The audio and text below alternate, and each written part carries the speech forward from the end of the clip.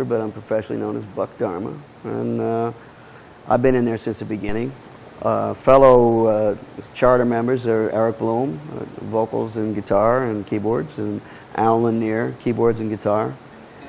And we have a relatively new rhythm section. This band's been intact for about 6 years now, and it features Bobby Rondinelli on drums and Danny Miranda on bass. We've got a honking outfit here. There's definitely 3 or 4 discrete eras of our career in terms of the tone of our recorded work, you know. So we're trying to hit on all of them and feature the the mid period. When the first album came out, my hope was to make another record, you know, to have enough recognition that they would get re-upped by the record company and make another record beyond that. Then after about the 3rd record, it was like getting a gold record. And then after getting a gold record, it was getting a platinum record. And, you know, it's funny. I sort of eased into the idea of doing this for a living, you know. I mean, it must have been like about the 5th record when I realized, yeah, I guess this is my job, you know. And we've been real fortunate to, have the opportunity to record all these years and make a good living at music. And it's, I have no complaints. You know. It's fun. It's a good job. I think our first 3 records are almost could be like chapters of a book.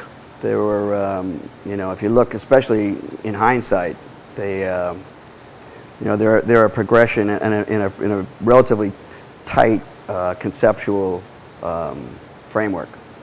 So the first record, Blue Oyster, called Tyranny, Mutation, and Secret Treaties, to me always seem like chapters of one book. Then we did a live record. Then we did On Your Feet Around Your Knees, which is sort of a breakthrough for us because the band's particular fire live was not captured on the studio records. So that was like another facet of our appeal, that was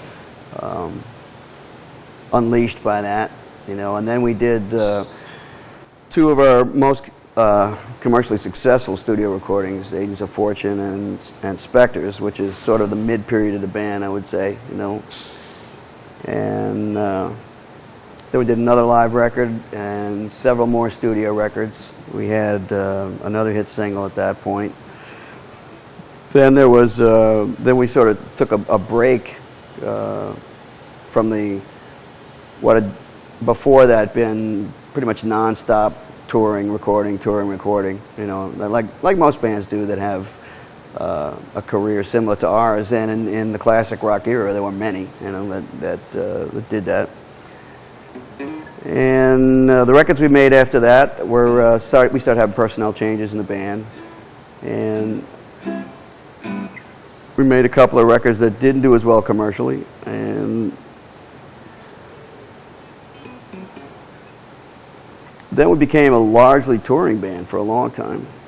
We began recording again in the late 90s. We put out a record in 97 and another one in 2001 with the current band, with Bobby Rondinelli and Danny Miranda in it.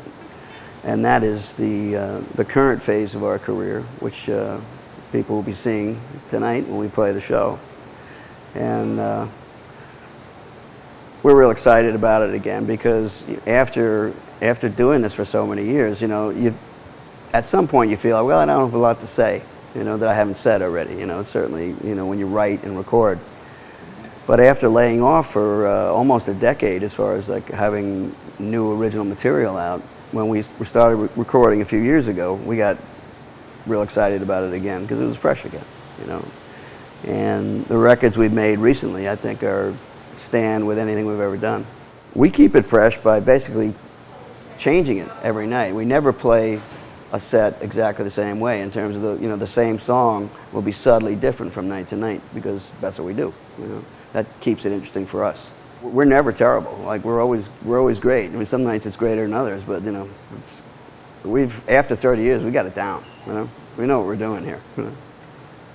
One of the neat things about the internet is it's really put us in touch with our audience in a way that we never knew beforehand. I mean, you can have contact with your fans, or you can read the mail, or you can answer letters, but the internet's really been a two-way thing. Yeah, well, here's something I got to practice because I can't make a mistake on it tonight, so I got to go.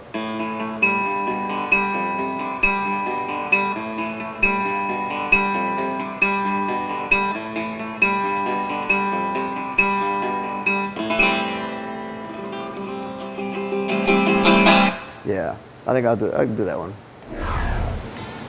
I guess it's just, you know, every once in a while you get that feeling that it's time to, you know, catch this in time.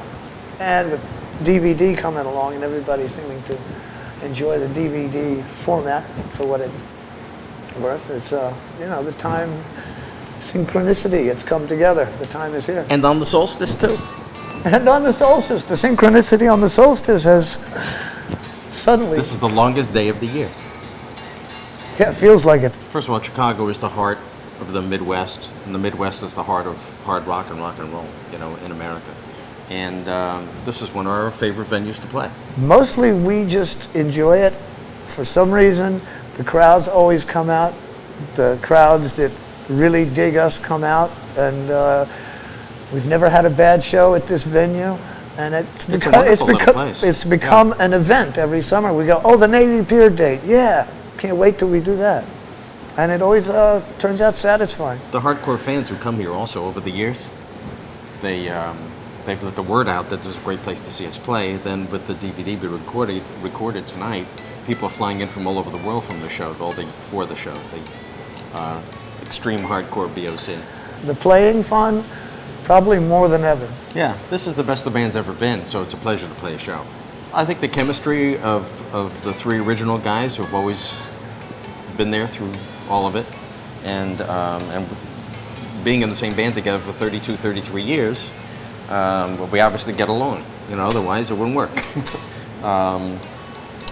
Then 5 years or so ago, we got the current rhythm section, Danny and Bobby, and it just, I mean, the band was always good, you know, but right away we could tell that these guys added something to the energy and they clicked. Even the creativity, like the last record, they both helped in writing and arranging. So, you know, it's a bit of you know, stroke of fate that they're here with us, and here it is. And it really is the best BOC that's ever been. People ask us that a lot, like what happened for 10 years? Did you break up or whatever? We were playing 100 shows a year all the way through that. What happened was we left Sony Records at their request, and then found ourselves in our late 40s or so, or mid 40s. Just like Frank Sinatra. And unable to get a deal, you know? So in the meanwhile, we're still writing and still being creative, but didn't have an outlet for it. So luckily, a German label picked it up around 96, 97. And the demos for that got us a record deal for North America with CMC, which is Sanctuary now. And it's been great since. Tom Lipsky's the president or CEO or whatever. It's his aesthetic that made CMC what it is today. It's all bands who obviously used to sell records in the millions who still have something to say. And today's public, you know, which is sort of youth-oriented, is now with, you know, newer acts or younger acts, and you know, people over 40 still can rock out. But his vision of the fact that there was viability in these bands was right on. We just had an interesting experience of going to England for a brief tour, and the audience there, we sold out every night, and they seemed to be hungry as if we were the hottest new thing hip-hop acted. You know, it was like, what is going on here? This audience. We're used to more reserved English audiences. And these kids were fanatic. Yeah. And after the show, they'd come up and tell us, why won't they give us more of, you know, like bands like you know, the good 70s and bands that still rocking out. He said, we don't get these acts over here. And these aren't, you know, people who are our age who've gone along with us all the time. These are young kids who just have picked up on the fact that an awful lot of the bands from our period and generation are good bands, I guess. Basically, you know, the three of us have been there all the way through. You saw a separate piece with Buck, maybe, and he just got here first. Otherwise, we probably would have done it all three of us at the same time. Basically, we have just a wonderful chemistry. And he's a guitar wizard. Oh, this band survived punk rock, disco, grunge. Survived. The band was at its height when punk rock and disco were like the big thing. When you really think of it, in the mid to late '70s. So it just I guess trends come and go, but this kind of music to me has always been there, and this has always been one of the best bands that does this kind of music. I don't know why some people have it and some people don't, but luckily we do. I see, like I said, I've seen other bands that just seem to be going through the motions, and personally, from my own point of view, the day I just go through the motions, I'll do something else. I love it too much, you know what I mean? I want to be better next year than I am this year, and I think the band is like that. We care, and we try to be the best we can be. We can't be amazing every night, but we never suck. I've been playing with Bobby for almost 10 years now, maybe. Yeah. We played together a few years before I joined BOC first, and then about a year and a half later, he joined. And it's to me, it's great, because to me, the relationship between a bass player and a drummer is a real precious thing. It's a kind of a marriage in a way. You have to be able to finish each other's sentences. Not do it the same way every night. You know what I mean? Try to go for the magic, which you can't always get, but when you stop trying to get it. I teach a lot, and I tell my students all the time, I say, when you stop getting better, you start getting worse. It brings a lot of things to the table, my man Dan. I love you, man. First of all, if you wake up real early and you don't have any coffee, his wardrobe will usually wake you up. We like to play a rough game, and try and squeeze a little bit more out of everybody. He's probably going to wind up watching this. So. Steven. Yeah. So I mean, just in general? Yeah. Steve's diligent. He's a very hard worker. He's done many good things for us. On the other hand, he's a taskmaster. He works us too hard sometimes. In fact, we got to get up out of here and crack of dawn tomorrow to go to Iowa for another show. We had a day off booked.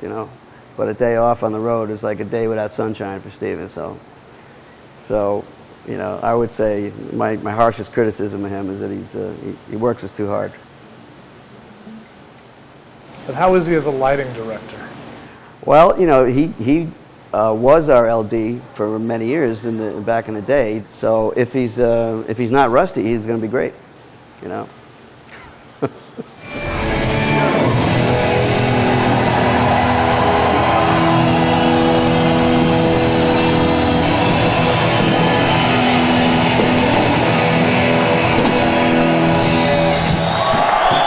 Lights were awesome. Lights are badass. Cool, guys.